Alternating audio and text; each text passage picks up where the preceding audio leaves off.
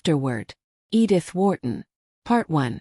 Oh, there is one, of course, but you'll never know it. The assertion, laughingly flung out 6 months earlier in a bright June garden, came back to Mary Boyne with a sharp perception of its latent significance as she stood, in the December dusk, waiting for the lamps to be brought into the library. The words had been spoken by their friend Alida Stair, as they sat at tea on her lawn at Pangbourne, in reference to the very house of which the library in question was the central, the pivotal feature. Mary Boyne and her husband, in quest of a country place in one of the southern or southwestern counties, had, on their arrival in England, carried their problem straight to Alida Stair, who had successfully solved it in her own case. But it was not until they had rejected, almost capriciously, several practical and judicious suggestions that she threw it out. Well, there's Ling in Dorsetshire. It belongs to Hugo's cousins, and you can get it for a song. The reasons she gave for its being obtainable on these terms, its remoteness from a station, its lack of electric light, hot water pipes, and other vulgar necessities, were exactly those pleading in its favor with two romantic Americans perversely in search of the economic drawbacks which were associated, in their tradition, with unusual architectural felicities. I should never believe I was living in an old house unless I was thoroughly uncomfortable, Ned Boyne, the more extravagant of the two, had jocosely insisted. The least hint of convenience would make me think it had been bought out of an exhibition, with the pieces numbered and set up again. And they had proceeded to enumerate, with humorous precision, their various suspicions and exactions, refusing to believe that the house their cousin recommended was really Tudor till they learned it had no heating system, or that the village church was literally in the grounds till she assured them of the deplorable uncertainty of the water supply. It's too uncomfortable to be true. Edward Boyne had continued to exult as the avowal of each disadvantage was successively wrung from her, but he had cut short his rhapsody to ask, with a sudden relapse to distrust, "And the ghost? You've been concealing from us the fact that there is no ghost." Mary, at the moment, had laughed with him, yet almost with her laugh, being possessed of several sets of independent perceptions, had noted a sudden flatness of tone in Alida's answering hilarity. "Oh, Dorsetshires full of ghosts, you know." Yes, but that won't do. I don't want to have to drive 10 miles to see somebody else's ghost. I want one of my own on the premises. Is there a ghost at Ling?" His rejoinder had made Alida laugh again, and it was then that she had flung back tantalizingly. "Oh, there is one, of course, but you'll never know it." "Never know it?" Boyne pulled her up. "But what in the world constitutes a ghost except the fact of its being known for one?" "I can't say. But that's the story. That there's a ghost, but that nobody knows it's a ghost. Well, not till afterward, at any rate." "Till afterward?" "Not till long, long afterward. But if it's once been identified as an unearthly visitant, why hasn't its signalment been handed down in the family? How has it managed to preserve its incognito?" Alida could only shake her head. "Don't ask me. But it has." And then suddenly, Mary spoke up as if from some cavernous depth of divination. "Suddenly, long afterward, one says to oneself, that was it?" She was oddly startled at the sepulchral sound with which her question fell on the banter of the other two, and she saw the shadow of the same surprise flit across Alida's clear pupils. "I suppose so. One just has to wait." "Oh, hang waiting," Ned broke in. "Life's too short for a ghost who can only be enjoyed in retrospect. Can't we do better than that, Mary?" But it turned out that in the event they were not destined to, for within 3 months of their conversation with Mrs. Stair they were established at Ling, and the life they had yearned for to the point of planning it out in all its daily details had actually begun for them. It was to sit, in the thick December dusk, by just such a wide-hooded fireplace, under just such black oak rafters, with a sense that beyond the mullioned panes the downs were darkening to a deeper solitude. It was for the ultimate indulgence in such sensations that Mary Boyne had endured for nearly 14 years the soul-deadening ugliness of the Middle West, and that Boyne had ground on doggedly at his engineering till, with a suddenness that still made her blink, the prodigious windfall of the Blue Star Mine had put them at a stroke in possession of life and the leisure to taste it. They had never for a moment meant their new state to be one of idleness, but they meant to give themselves only to harmonious activities. She had her vision of painting and gardening against a background of grey walls. He dreamed of the production of his long-planned book on the economic basis of culture, and with such absorbing work ahead no existence could be too sequestered. They could not get far enough from the world or plunge deep enough into the past. Dorsetshire had attracted them from the first by a semblance of remoteness out of all proportion to its geographical position. But to the Boynes it was one of the ever-recurring wonders of the whole incredibly compressed island, a nest of counties as they put it, that for the production of its effects so little of a given quality went so far, that so few miles made a distance and so short a distance a difference. "It's that," Ned had once enthusiastically explained, "that gives such depth to their effects, such relief to their least contrasts. They've been able to lay the butter so thick on every exquisite mouthful." The butter had certainly been laid on thick at Ling. The old grey house, hidden under a shoulder of the downs, had almost all the finer marks of commerce with a protracted past. The mere fact that it was neither large nor exceptional made it, to the Boynes, abound the more richly in its special sense, the sense of having been for centuries a deep, dim reservoir of life. The life had probably not been of the most vivid order.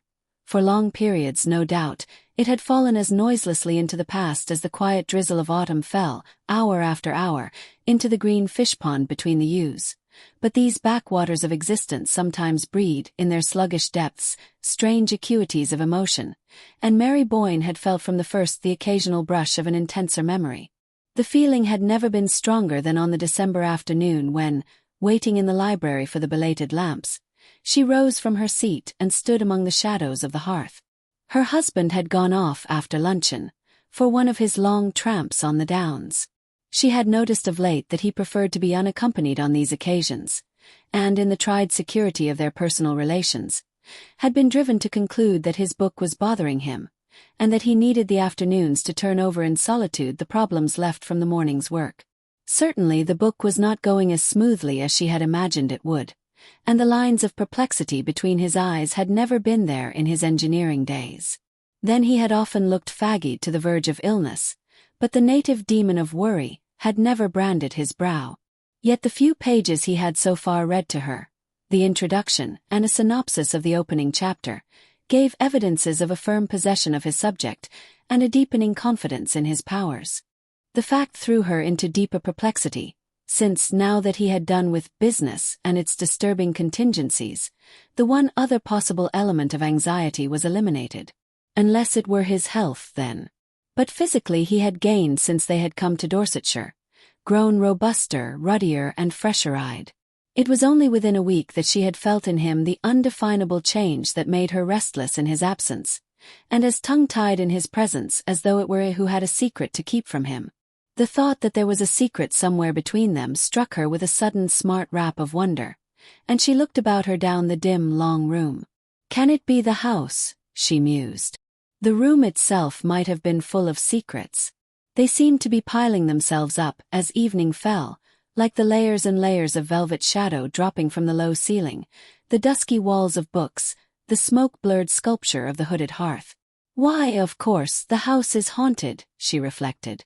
The ghost, Alida's imperceptible ghost, after figuring largely in the banter of their first month or two at Ling, had been gradually discarded as too ineffectual for imaginative use. Mary had indeed, as became the tenant of a haunted house, made the customary inquiries among her few rural neighbors, but beyond a vague, "They do say so, ma'am," the villagers had nothing to impart. The elusive spectre had apparently never had sufficient identity for a legend to crystallize about it, and after a time the Boynes had laughingly set the matter down to their profit and loss account, agreeing that Ling was one of the few houses good enough in itself to dispense with supernatural enhancements. "And I suppose, poor ineffectual demon, that's why it beats its beautiful wings in vain in the void," Mary had laughingly concluded. "Or rather," Ned answered in the same strain, "why, amid so much that's ghostly, it can never affirm its separate existence as the ghost." And thereupon their invisible housemate had finally dropped out of their references, which were numerous enough to make them promptly unaware of the loss. Now, as she stood on the hearth, the subject of their earlier curiosity revived in her with a new sense of its meaning, a sense gradually acquired through close daily contact with the scene of the lurking mystery. It was the house itself, of course, that possessed the ghost-seeing faculty, that communed visually but secretly with its own past, and if one could only get into close enough communion with the house, one might surprise its secret, and acquire the ghost sight on one's own account. Perhaps in his long solitary hours in this very room, where she never trespassed till the afternoon. Her husband had acquired it already, and was silently carrying the dread weight of whatever it had revealed to him. Mary was too well versed in the code of the spectral world not to know that one could not talk about the ghosts one saw. To do so was almost as great a breach of good breeding as to name a lady in a club. But this explanation did not really satisfy her. What, after all, except for the fun of the frisson, she reflected, would he really care for any of their old ghosts? And then she was thrown back once more on the fundamental dilemma.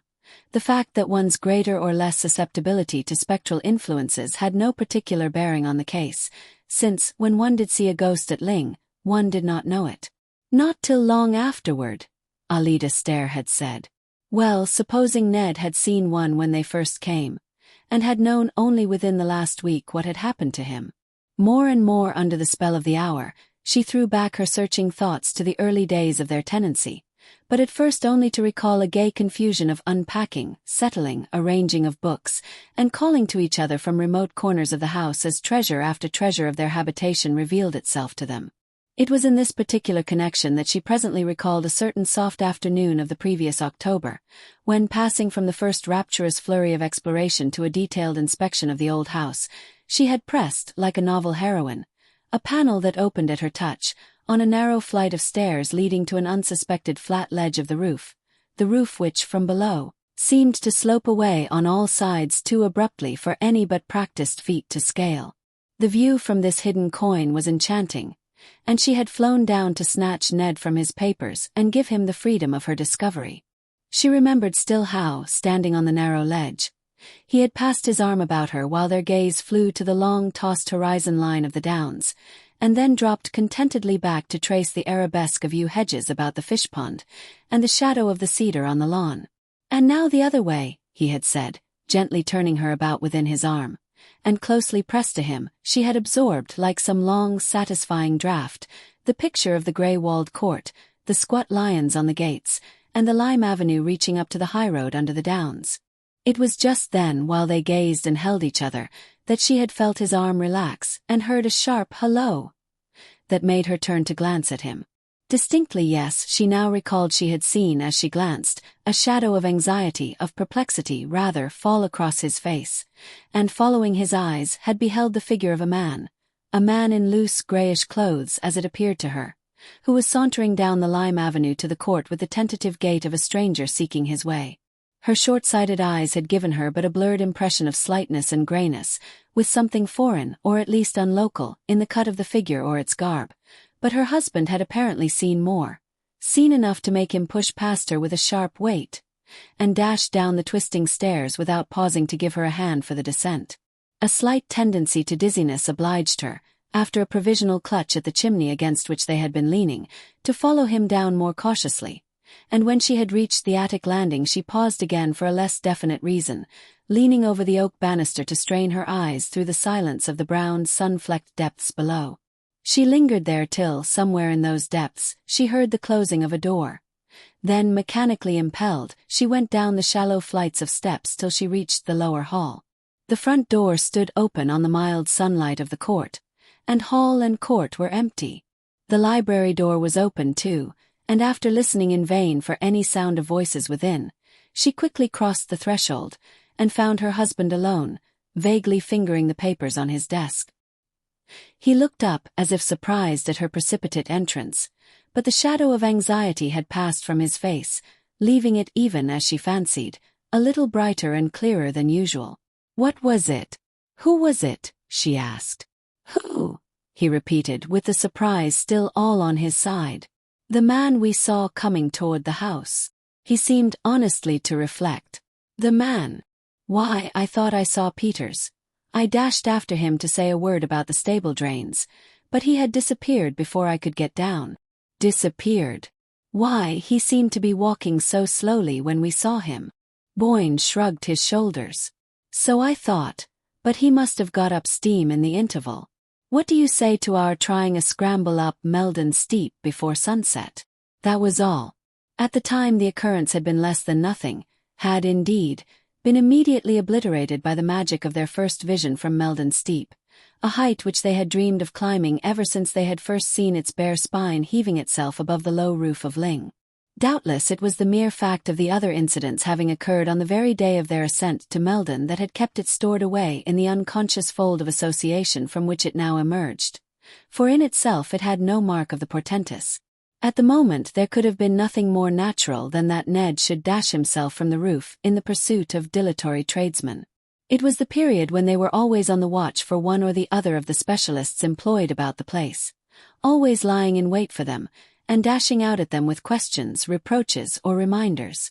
And certainly in the distance the grey figure had looked like Peter's. Yet now, as she reviewed the rapid scene, she felt her husband's explanation of it to have been invalidated by the look of anxiety on his face. Why had the familiar appearance of Peter's made him anxious?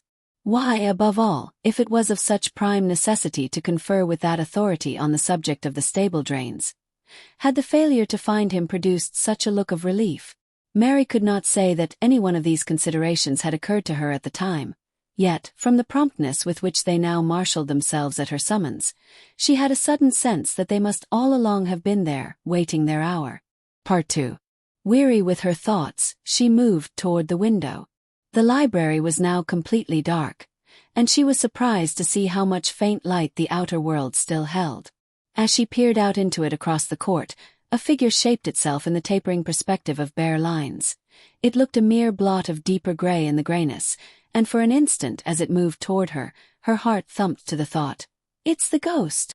She had time, in that long instant, to feel suddenly that the man of whom 2 months earlier she had a brief distant vision from the roof was now, at his predestined hour, about to reveal himself as not having been Peter's, and her spirit sank under the impending fear of the disclosure. But almost with the next tick of the clock the ambiguous figure, gaining substance and character, showed itself even to her weak sight as her husband's, and she turned away to meet him as he entered, with a confession of her folly. "It's really too absurd," she laughed out from the threshold. "But I never can remember." "Remember what?" Boyne questioned as they drew together. "That when one sees the Ling ghost one never knows it." Her hand was on his sleeve and he kept it there, but with no response in his gesture or in the lines of his fagged, preoccupied face. "Did you think you'd seen it?" he asked after an appreciable interval. "Why, I actually took you for it, my dear, in my mad determination to spot it. Me, just now." His arm dropped away, and he turned from her with a faint echo of her laugh. "Really, dearest, you'd better give it up, if that's the best you can do." "Yes, I give it up, I give it up." "Have you?" she asked, turning round on him abruptly. The parlour maid had entered with letters and a lamp, and the light struck up into Boyne's face as he bent above the tray she presented. "Have you?" Mary perversely insisted, when the servant had disappeared on her errand of illumination. "Have I what?" he rejoined absently, the light bringing out the sharp stamp of worry between his brows as he turned over the letters. "Given up trying to see the ghost." Her heart beat a little at the experiment she was making. Her husband, laying his letters aside, moved away into the shadow of the hearth. "I never tried," he said, tearing open the wrapper of a newspaper. "Well, of course," Mary persisted, "the exasperating thing is that there's no use trying, since one can't be sure till so long afterward."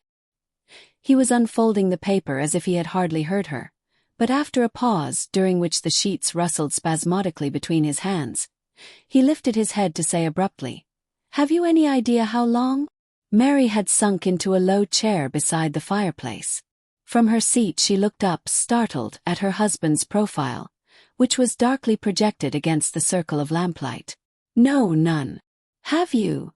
she retorted, repeating her former phrase with an added keenness of intention. Boyne crumpled the paper into a bunch, and then inconsequently turned back with it toward the lamp. "Lord, no. I only meant," he explained with a faint tinge of impatience. "Is there any legend, any tradition as to that?"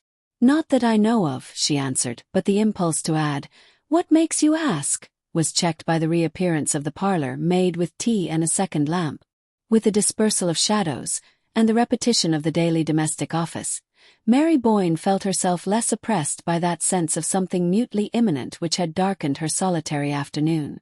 For a few moments she gave herself silently to the details of her task, and when she looked up from it, she was struck to the point of bewilderment by the change in her husband's face. He had seated himself near the farther lamp, and was absorbed in the perusal of his letters. But was it something he had found in them, or merely the shifting of her own point of view, that had restored his features to their normal aspect? The longer she looked, the more definitely the change affirmed itself. The lines of painful tension had vanished, and such traces of fatigue as lingered were of the kind easily attributable to steady mental effort. He glanced up, as if drawn by her gaze, and met her eyes with a smile. "I'm dying for my tea, you know, and here's a letter for you," he said. She took the letter he held out in exchange for the cup she proffered him, and returning to her seat, broke the seal with a languid gesture of the reader whose interests are all enclosed in the circle of one cherished presence. Her next conscious motion was that of starting to her feet, the letter falling to them as she rose, while she held out to her husband a long newspaper clipping. "Ned, what's this? What does it mean?" He had risen at the same instant, almost as if hearing her cry before she uttered it, and for a perceptible space of time he and she studied each other, like adversaries watching for an advantage, across the space between her chair and his desk.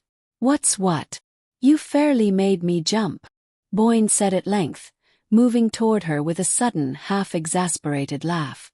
The shadow of apprehension was on his face again, not now a look of fixed foreboding, but a shifting vigilance of lips and eyes that gave her the sense of his feeling himself invisibly surrounded. Her hand shook so that she could hardly give him the clipping. "This article from the Waukesha Sentinel, that a man named Elwell has brought suit against you, that there was something wrong about the Blue Star Mine.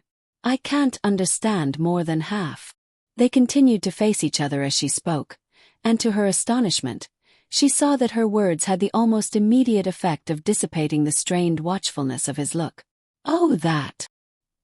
He glanced down the printed slip, and then folded it with the gesture of one who handles something harmless and familiar. "What's the matter with you this afternoon, Mary? I thought you'd got bad news." She stood before him with her undefinable terror subsiding slowly under the reassuring touch of his composure. "You knew about this then, it's all right?" "Certainly I knew about it, and it's all right. But what is it? I don't understand. What does this man accuse you of?" "Oh, pretty nearly every crime in the calendar." Boyne had tossed the clipping down, and thrown himself comfortably into an armchair near the fire. "Do you want to hear the story? It's not particularly interesting, just a squabble over interests in the Blue Star. But who is this Elwell? I don't know the name." "Oh, he's a fellow I put into it. Gave him a hand up. I told you all about him at the time." "I dare say. I must have forgotten." Vainly she strained back among her memories. "But if you helped him, why does he make this return?" "Oh, probably some shyster lawyer got hold of him and talked him over. It's all rather technical and complicated. I thought that kind of thing bored you." His wife felt a sting of compunction. Theoretically, she deprecated the American wife's detachment from her husband's professional interests, but in practice she had always found it difficult to fix her attention on Boyne's report of the transactions in which his varied interests involved him. Besides, she had felt from the first that, in a community where the amenities of living could be obtained only at the cost of efforts as arduous as her husband's professional labors, such brief leisure as they could command should be used as an escape from immediate preoccupations, a flight to the life they always dreamed of living. Once or twice, now that this new life had actually drawn its magic circle about them, she had asked herself if she had done right. But hitherto such conjectures had been no more than the retrospective excursions of an active fancy. Now, for the first time, it startled her a little to find how little she knew of the material foundation on which her happiness was built. She glanced again at her husband, and was reassured by the composure of his face, yet she felt the need of more definite grounds for her reassurance. "But doesn't this suit worry you? Why have you never spoken to me about it?" He answered both questions at once. "I didn't speak of it at first because it did worry me, annoyed me rather. But it's all ancient history now. Your correspondent must have got hold of a back number of this Sentinel. She felt a quick thrill of relief. You mean it's over? He's lost his case. There was a just perceptible delay in Boyne's reply. The suit's been withdrawn, that's all. But she persisted, as if to exonerate herself from the inward charge of being too easily put off. Withdrawn because he saw he had no chance. Oh, he had no chance, Boyne answered. She was still struggling with a dimly felt perplexity at the back of her thoughts. How long ago was it withdrawn? He paused, as if with a slight return of his former uncertainty. I've just had the news now, but I've been expecting it. Just now, in one of your letters? Yes, in one of my letters. She made no answer, and was aware only after a short interval of waiting that he had risen and, strolling across the room, had placed himself on the sofa at her side. She felt him as he did so pass an arm about her. She felt his hand seek hers and clasp it, and turning slowly, drawn by the warmth of his cheek, she met the smiling clearness of his eyes. It's all right, she questioned through the flood of her dissolving doubts. And, I give you my word it never was righter, he laughed back at her, holding her close. Part 3.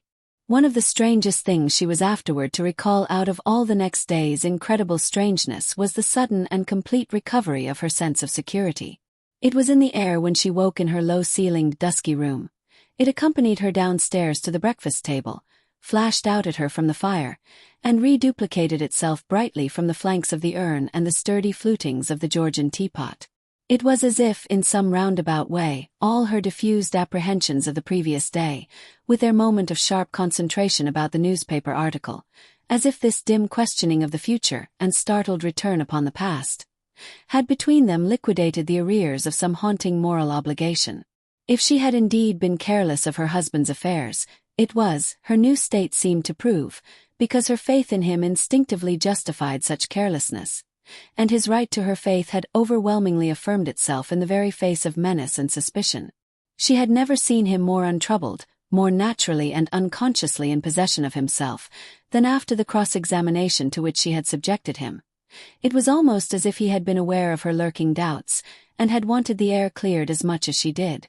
It was as clear, thank heaven, as the bright outer light that surprised her almost with a touch of summer when she issued from the house for her daily round of the gardens. She had left Boyne at his desk, indulging herself as she passed the library door, by a last peep at his quiet face, where he bent, pipe in his mouth, above his papers, and now she had her own morning's task to perform. The task involved on such charmed winter days almost as much delighted loitering about the different quarters of her domain as if spring were already at work on shrubs and borders. There were such inexhaustible possibilities still before her, such opportunities to bring out the latent graces of the old place, without a single irreverent touch of alteration, that the winter months were all too short to plan what spring and autumn executed. And her recovered sense of safety gave, on this particular morning, a peculiar zest to her progress through the sweet, still place. She went first to the kitchen garden, where the espaliered pear trees drew complicated patterns on the walls, and pigeons were fluttering and preening about the silvery slated roof of their cot. There was something wrong about the piping of the hothouse, and she was expecting an authority from Dorchester, who was to drive out between trains and make a diagnosis of the boiler. But when she dipped into the damp heat of the greenhouses, among the spiced scents and waxy pinks and reds of old-fashioned exotics, even the flora of Ling was in the note. She learned that the great man had not arrived, and the day being too rare to waste in an artificial atmosphere, she came out again and paced slowly along the springy turf of the bowling green to the gardens behind the house. At their farther end rose a grass terrace, commanding, over the fish pond and the yew hedges, a view of the long house front, with its twisted chimney stacks and the blue shadows of its roof angles, all drenched in the pale gold moisture of the air. Seen thus across the level tracery of the yews, under the suffused, mild light, it sent her, from its open windows and hospitably smoking chimneys, the look of some warm human presence, of a mind slowly ripened on a sunny wall of experience. She had never before had so deep a sense of her intimacy with it, such a conviction that its secrets were all beneficent, kept, as they said to children, for one's good, so complete a trust in its power to gather up her life and Ned's into the harmonious pattern of the long, long story it sat there weaving in the sun. She heard steps behind her and turned, expecting to see the gardener, accompanied by the engineer from Dorchester. But only one figure was in sight, that of a youngish, slightly built man, who, for reasons she could not on the spot have specified, did not remotely resemble her preconceived notion of an authority on hothouse boilers. The newcomer, on seeing her, lifted his hat and paused with the air of a gentleman, perhaps a traveler, desirous of having it immediately known that his intrusion is involuntary. The local fame of Ling occasionally attracted the more intelligent sightseer, and Mary half expected to see the stranger dissemble a camera, or justify his presence by producing it. But he made no gesture of any sort, and after a moment she asked, in a tone responding to the courteous deprecation of his attitude, "Is there anyone you wish to see?" "I came to see Mr. Boyne," he replied. His intonation, rather than his accent, was faintly American, and Mary, at the familiar note, looked at him more closely. The brim of his soft felt hat cast a shade on his face, which, thus obscured, wore to her short-sighted gaze a look of seriousness, as of a person arriving on business, and civilly but firmly aware of his rights. Past experience had made Mary equally sensible to such claims, but she was jealous of her husband's morning hours, and doubtful of his having given anyone the right to intrude on them. "Have you an appointment with Mr. Boyne?" she asked. He hesitated, as if unprepared for the question. "Not exactly an appointment," he replied. "Then I'm afraid, this being his working time, that he can't receive you now. Will you give me a message, or come back later?" The visitor, again lifting his hat, briefly replied that he would come back later, and walked away, as if to regain the front of the house. As his figure receded down the walk between the yew hedges, Mary saw him pause and look up an instant at the peaceful house front bathed in faint winter sunshine, and it struck her with a tardy touch of compunction that it would have been more humane to ask if he had come from a distance, and to offer, in that case, to inquire if her husband could receive him. But as the thought occurred to her, he passed out of sight behind a pyramidal yew, and at the same moment her attention was distracted by the approach of the gardener, attended by the bearded pepper-and-salt figure of the boiler-maker from Dorchester. The encounter with this authority led to such far-reaching issues that they resulted in his finding it expedient to ignore his train, and beguiled Mary into spending the remainder of the morning in absorbed confabulation among the greenhouses. She was startled to find, when the colloquy ended, that it was nearly luncheon time, and she half expected, as she hurried back to the house, to see her husband coming out to meet her. But she found no one in the court but an under-gardener raking the gravel, and the hall, when she entered it, was so silent that she guessed Boyne to be still at work behind the closed door of the library. Not wishing to disturb him, she turned into the drawing-room, and there, at her writing-table, lost herself in renewed calculations of the outlay to which the morning's conference had committed her.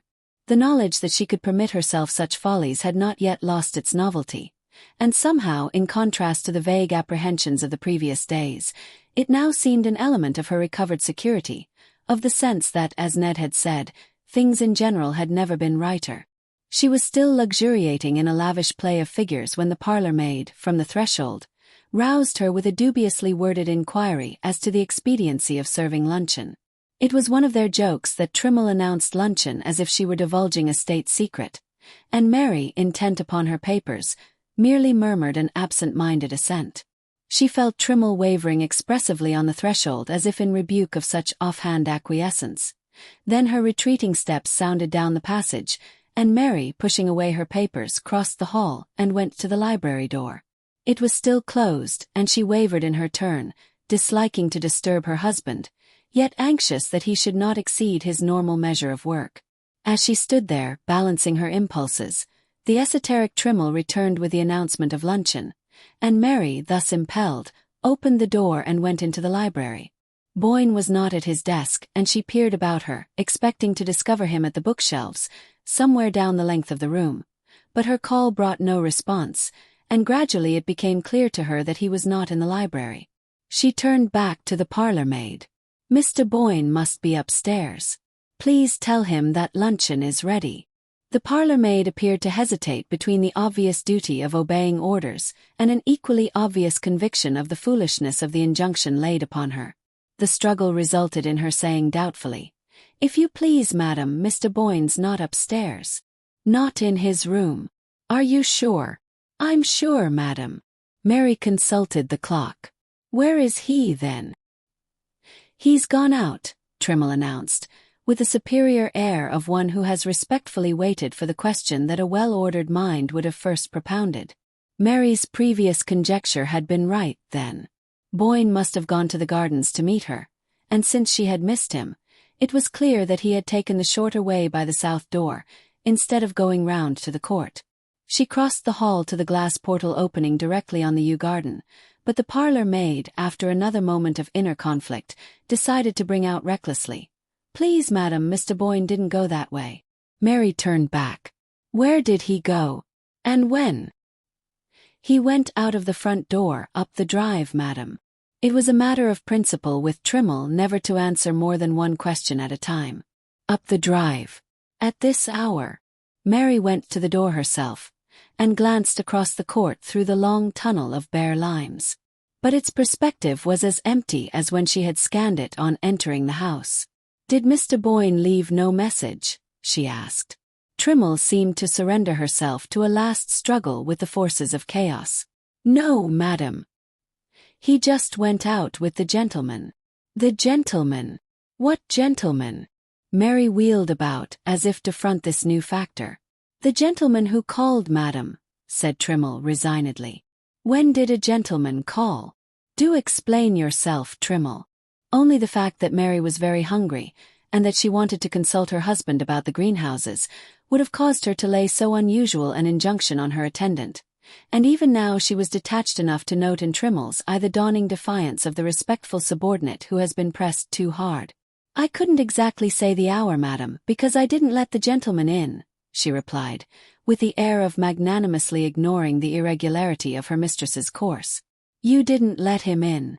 "No, madam.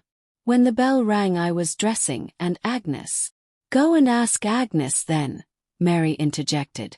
Trimmel still wore her look of patient magnanimity. "Agnes would not know, madam, for she had unfortunately burnt her hand in trying the wick of the new lamp from town." Trimmel, as Mary was aware, had always been opposed to the new lamp, and so Mrs. Dockett sent the kitchen maid instead. Mary looked again at the clock. "It's after 2. Go and ask the kitchen maid if Mr. Boyne left any word." She went into luncheon without waiting, and Trimmel presently brought her there the kitchen maid's statement that the gentleman had called about 1 o'clock, that Mr. Boyne had gone out with him without leaving any message. The kitchen maid did not even know the caller's name, for he had written it on a slip of paper, which he had folded and handed to her, with the injunction to deliver it at once to Mr. Boyne. Mary finished her luncheon, still wondering, and when it was over and Trimmel had brought the coffee to the drawing-room, her wonder had deepened to a first faint tinge of disquietude.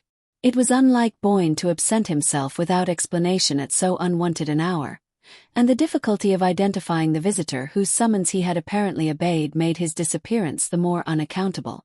Mary Boyne's experience as the wife of a busy engineer, subject to sudden calls and compelled to keep irregular hours, had trained her to the philosophic acceptance of surprises, but since Boyne's withdrawal from business he had adopted a Benedictine regularity of life.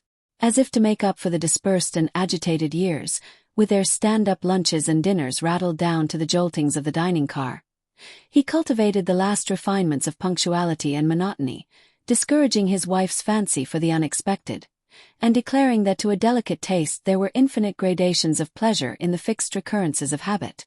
Still, since no life can completely defend itself from the unforeseen, it was evident that all Boyne's precautions would sooner or later prove unavailable, and Mary concluded that he had cut short a tiresome visit by walking with his caller to the station, or at least accompanying him for part of the way. This conclusion relieved her from farther preoccupation, and she went out herself to take up her conference with the gardener.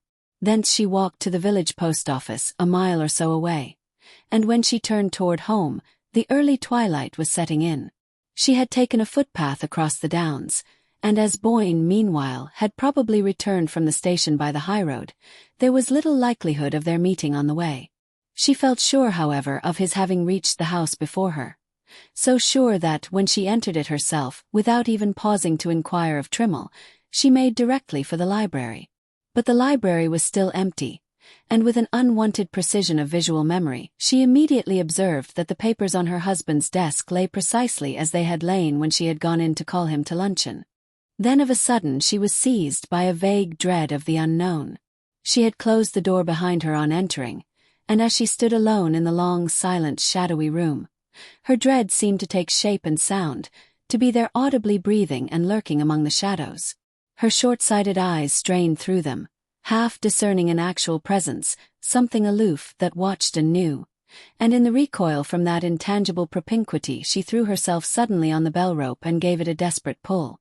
The long, quavering summons brought Trimmel in precipitately with a lamp, and Mary breathed again at this sobering reappearance of the usual.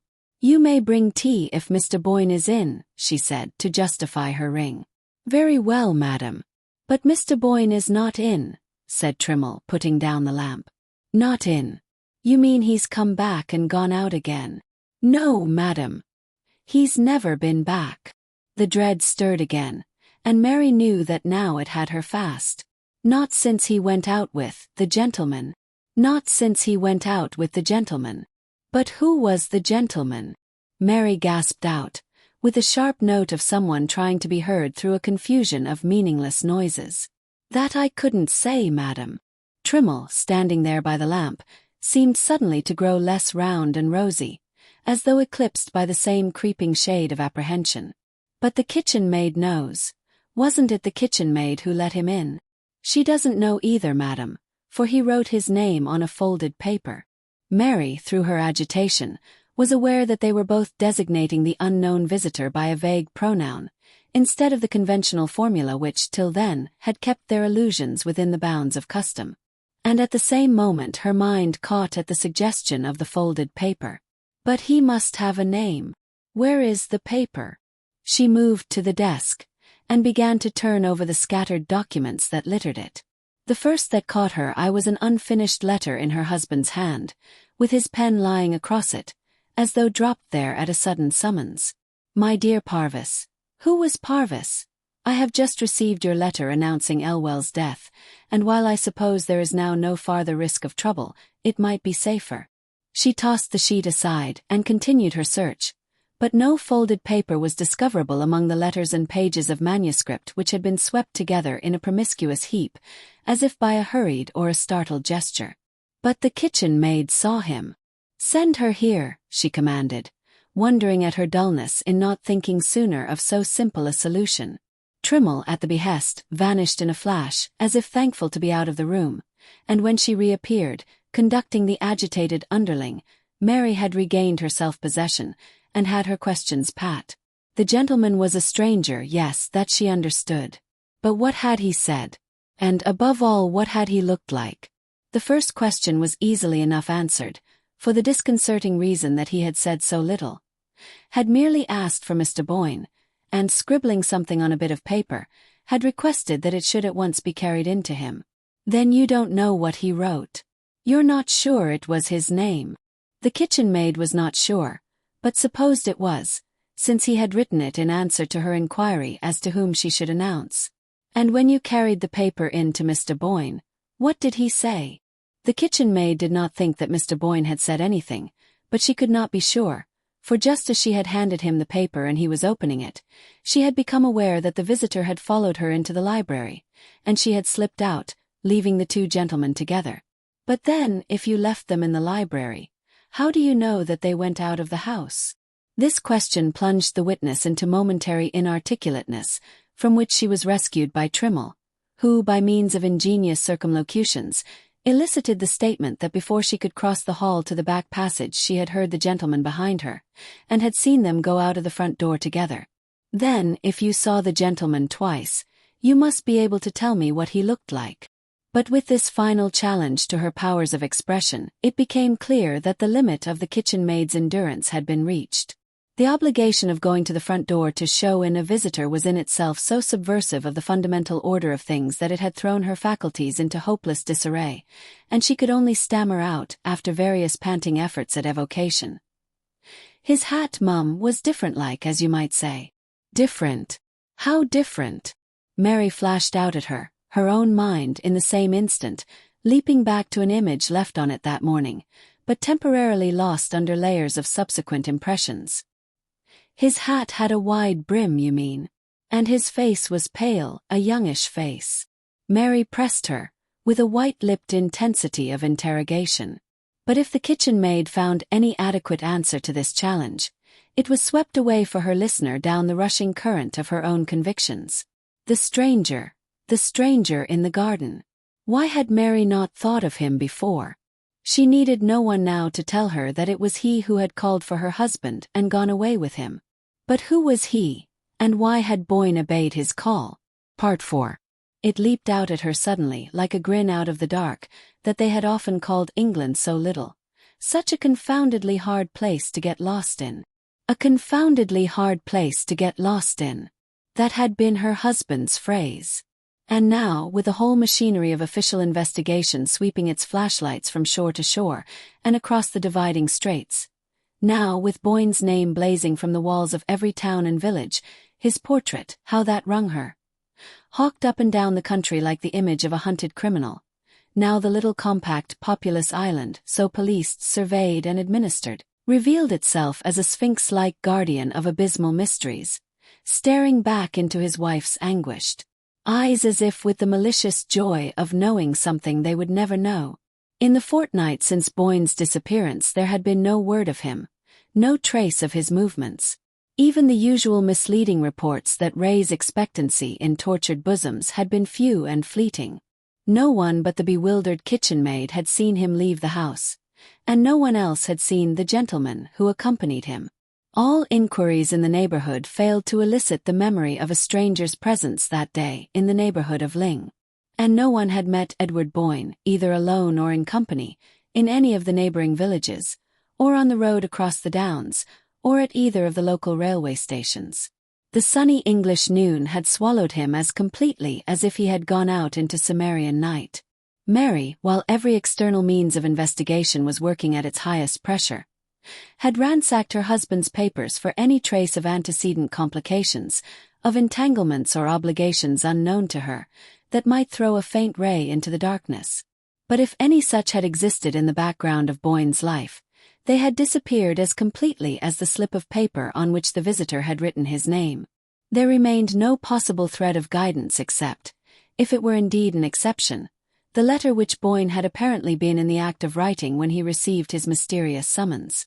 That letter, read and reread by his wife, and submitted by her to the police, yielded little enough for conjecture to feed on. I have just heard of Elwell's death, and while I suppose there is now no farther risk of trouble, it might be safer. That was all. The risk of trouble was easily explained by the newspaper clipping which had apprised Mary of the suit brought against her husband by one of his associates in the Blue Star enterprise. The only new information conveyed in the letter was the fact of its showing Boyne, when he wrote it, to be still apprehensive of the results of the suit, though he had assured his wife that it had been withdrawn, and though the letter itself declared that the plaintiff was dead.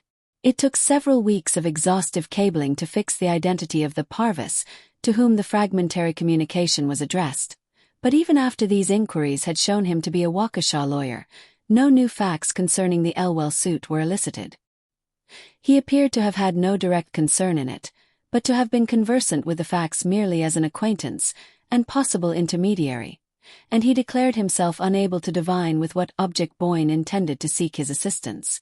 This negative information, sole fruit of the first fortnight's feverish search, was not increased by a jot during the slow weeks that followed. Mary knew that the investigations were still being carried on, but she had a vague sense of their gradually slackening, as the actual march of time seemed to slacken. It was as though the days, flying horror-struck from the shrouded image of the one inscrutable day, gained assurance as the distance lengthened, till at last they fell back into their normal gait. And so with the human imaginations at work on the dark event. No doubt it occupied them still, but week by week and hour by hour it grew less absorbing, took up less space, was slowly but inevitably crowded out of the foreground of consciousness by the new problems perpetually bubbling up from the vaporous cauldron of human experience. Even Mary Boyne's consciousness gradually felt the same lowering of velocity. It still swayed with the incessant oscillations of conjecture, but they were slower, more rhythmical in their beat. There were moments of overwhelming lassitude when, like the victim of some poison which leaves the brain clear, but holds the body motionless, she saw herself domesticated with the horror, accepting its perpetual presence as one of the fixed conditions of life. These moments lengthened into hours and days, till she passed into a phase of stolid acquiescence.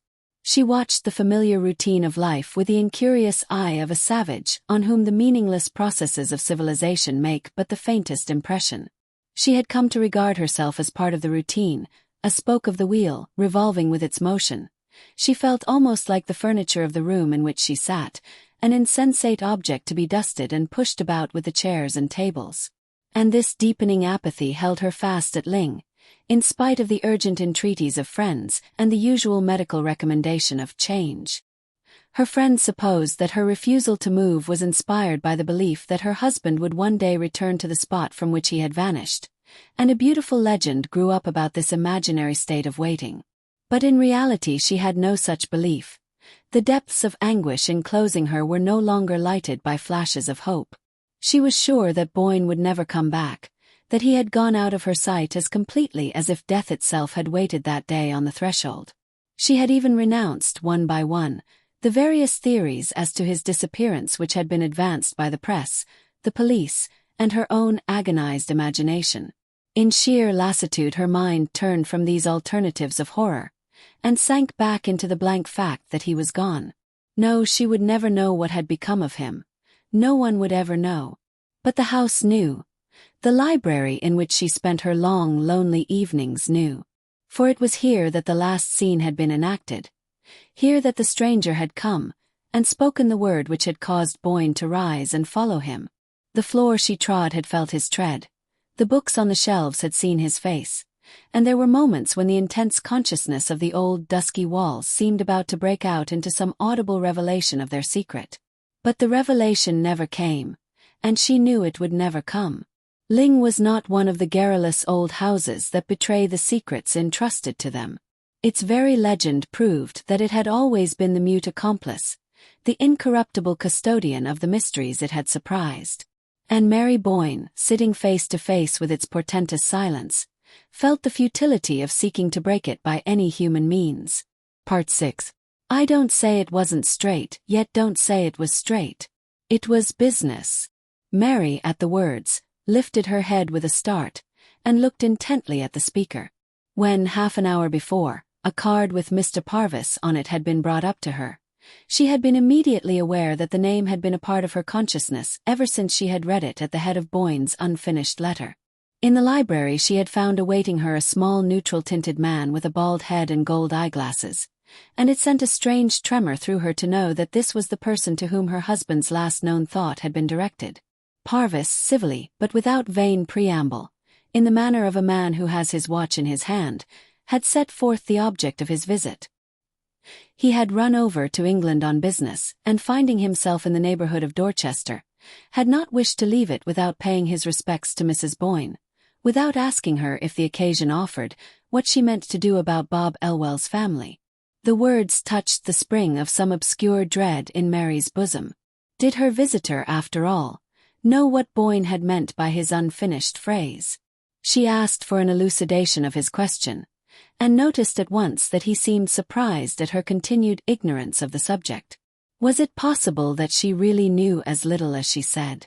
"I know nothing, you must tell me," she faltered out, and her visitor thereupon proceeded to unfold his story.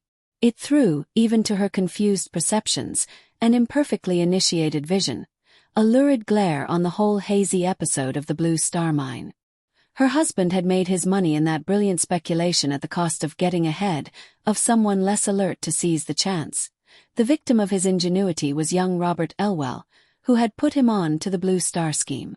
Parvis, at Mary's first startled cry, had thrown her a sobering glance through his impartial glasses. Bob Elwell wasn't smart enough, that's all. If he had been, he might have turned round and served Boyne the same way. It's the kind of thing that happens every day in business. "I guess it's what the scientists call the survival of the fittest," said Mr. Parvis, evidently pleased with the aptness of his analogy. Mary felt a physical shrinking from the next question she tried to frame. It was as though the words on her lips had a taste that nauseated her. But then, you accuse my husband of doing something dishonorable. Mr. Parvis surveyed the question dispassionately. Oh no, I don't. I don't even say it wasn't straight. He glanced up and down the long lines of books, as if one of them might have supplied him with the definition he sought. I don't say it wasn't straight, and yet I don't say it was straight. It was business. After all, no definition in his category could be more comprehensive than that. Mary sat staring at him with a look of terror. He seemed to her like the indifferent, implacable emissary of some dark, formless power. But Mr. Elwell's lawyers apparently did not take your view, since I suppose the suit was withdrawn by their advice. Oh yes, they knew he hadn't a leg to stand on technically. It was when they advised him to withdraw the suit that he got desperate. You see, he'd borrowed most of the money he lost in the Blue Star, and he was up a tree. That's why he shot himself when they told him he had no show. The horror was sweeping over Mary in great, deafening waves. He shot himself. He killed himself because of that. Well, he didn't kill himself exactly. He dragged on 2 months before he died. Parvis emitted the statement as unemotionally as a gramophone grinding out its record. You mean that he tried to kill himself and failed? And tried again? Oh, he didn't have to try again, said Parvis grimly. They sat opposite each other in silence, he swinging his eyeglass thoughtfully about his finger. She, motionless, her arms stretched along her knees in an attitude of rigid tension. But if you knew all this, she began at length, hardly able to force her voice above a whisper, how is it that when I wrote you at the time of my husband's disappearance you said you didn't understand his letter? Parvis received this without perceptible discomfiture. Why, I didn't understand it, strictly speaking. And it wasn't the time to talk about it if I had. The Elwell business was settled when the suit was withdrawn. Nothing I could have told you would have helped you to find your husband. Mary continued to scrutinize him. Then why are you telling me now? Still Parvis did not hesitate. Well, to begin with, I supposed you knew more than you appear to. I mean about the circumstances of Elwell's death. And then people are talking of it now. The whole matter's been raked up again. And I thought if you didn't know, you ought to. She remained silent and he continued. You see, it's only come out lately what a bad state Elwell's affairs were in.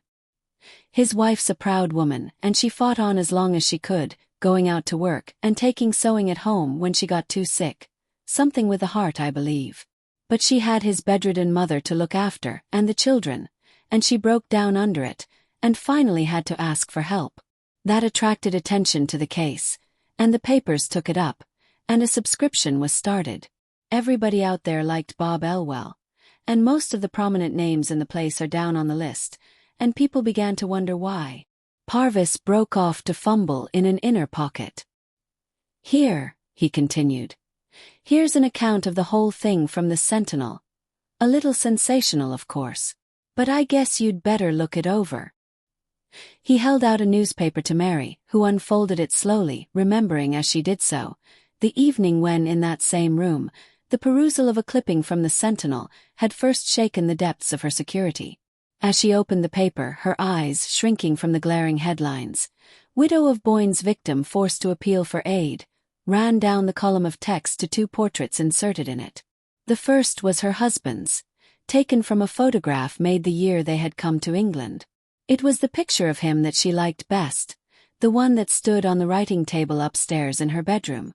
As the eyes in the photograph met hers, she felt it would be impossible to read what was said of him, and closed her lids with the sharpness of the pain. "I thought if you felt disposed to put your name down," she heard Parvis continue. She opened her eyes with an effort, and they fell on the other portrait. It was that of a youngish man, slightly built, in rough clothes, with features somewhat blurred by the shadow of a projecting hat brim. Where had she seen that outline before? She stared at it confusedly, her heart hammering in her throat and ears. Then she gave a cry. "This is the man who came for my husband."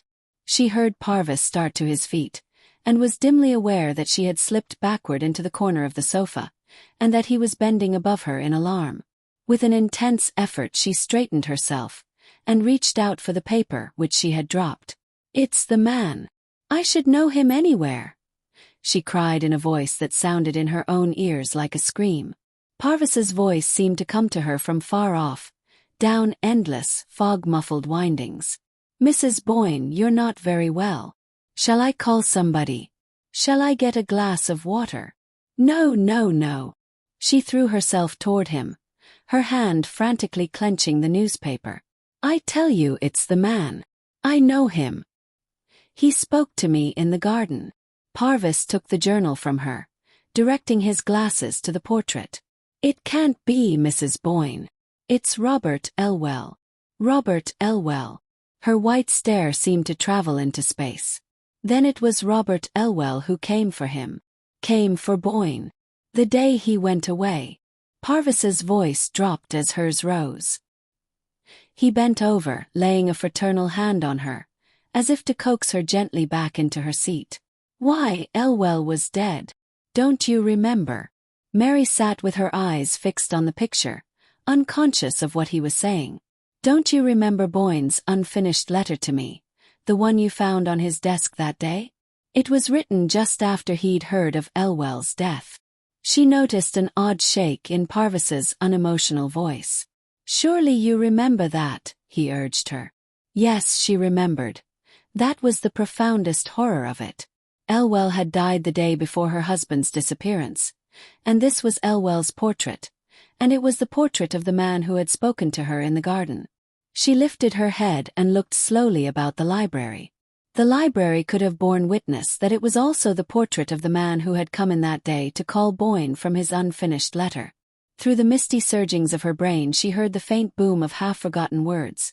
Words spoken by Alida Stair on the lawn at Pangbourne before Boyne and his wife had ever seen the house at Ling, or had imagined that they might one day live there. This was the man who spoke to me, she repeated. She looked again at Parvis. He was trying to conceal his disturbance under what he imagined to be an expression of indulgent commiseration, but the edges of his lips were blue. He thinks me mad, but I'm not mad, she reflected, and suddenly there flashed upon her a way of justifying her strange affirmation. She sat quiet, controlling the quiver of her lips, and waiting till she could trust her voice to keep its habitual level. Then she said, looking straight at Parvis, "Will you answer me one question, please? When was it that Robert Elwell tried to kill himself?" When? Parvis stammered. Yes, the date. Please try to remember. She saw that he was growing still more afraid of her. I have a reason, she insisted gently. Yes. Only I can't remember. About 2 months before, I should say. I want the date, she repeated. Parvis picked up the newspaper. We might see here, he said, still humoring her. He ran his eyes down the page. Here it is. Last October She caught the words from him. The 20th, wasn't it? With a sharp look at her, he verified. Yes, the 20th. Then you did know. I know now. Her white stare continued to travel past him. Sunday the 20th.